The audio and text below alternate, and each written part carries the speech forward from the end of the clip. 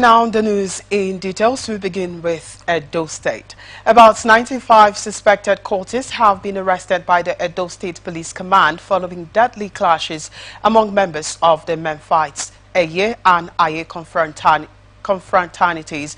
This is coming after members of the three groups had in the last 2 weeks engaged in a supremacy battle leading to killings, maiming and the disruption of public peace, while the police say they conducted an operation targeted at the cultists, leading to the arrest of 95 suspects. A statement by the command spokesman, Moses Yamu, the police said 64 of the suspects had been remanded following the arraignment in court, while investigation continued on the remaining suspects, adding that the arrested suspects belong to the Memphites, Aye and Aye confraternities battling for supremacy.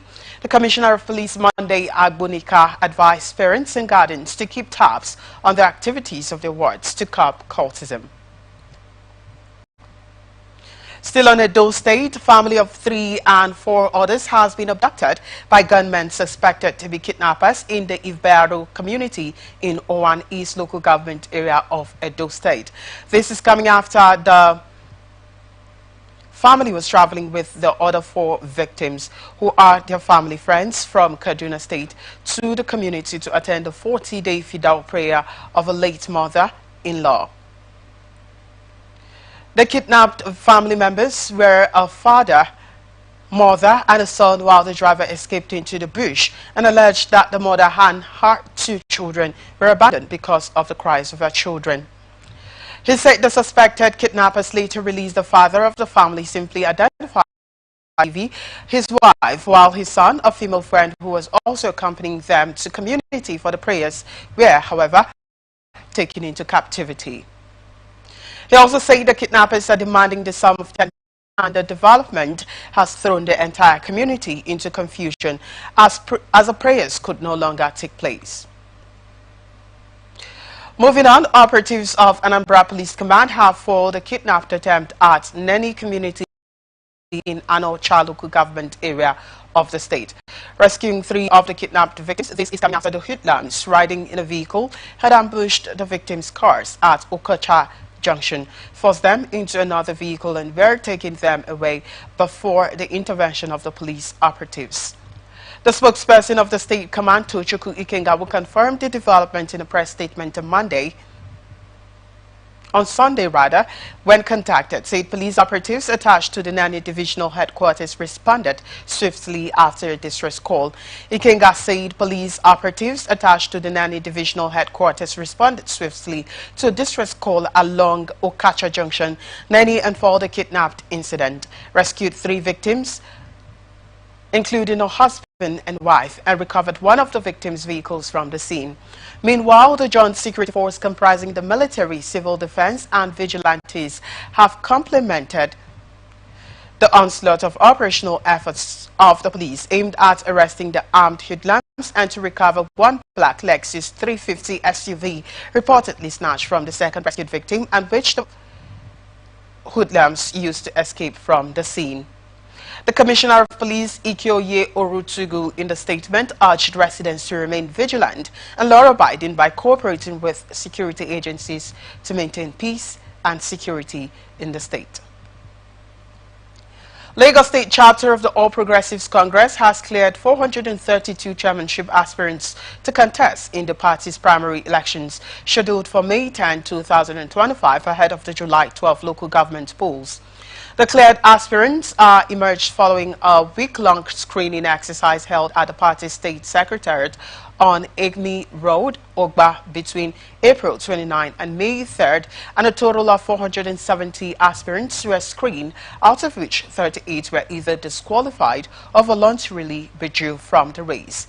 Among those who stepped down was Abdul Ganiyu Obasa, son of Lagos State House of Assembly Speaker Mudashiru Obasa, reportedly following the intervention of APC national leader and President Bola Tinubu, while the disqualifications were largely due to issues such as lack of permanent voters' cards, missing APC membership cards, and discrepancies in academic certificates, especially at the secondary school level.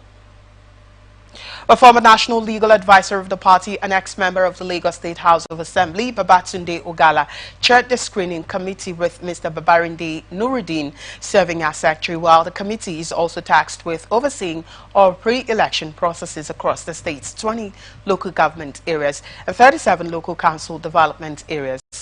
According to party guidelines, the primaries will adopt an indirect system and delegates drawn from executive members in the local government areas and LCDAs, while the disqualified aspirants have until May 5th to appeal.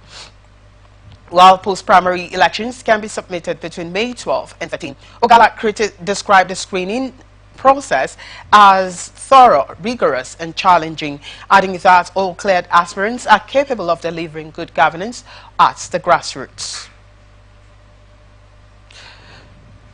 New Customs Area Command at the Snake Island Integrated Free Zone (SIIFZ) is to be established following an official visit to the facility recently by the Comptroller General of Customs Adewale Adeniyi. The CGC during the visit expressed delight at the level of investment made on the island and assured that they are just at the stage where they are finalizing all the documentation and assuring that by the next time he visits the place, he will be received by a customs area controller.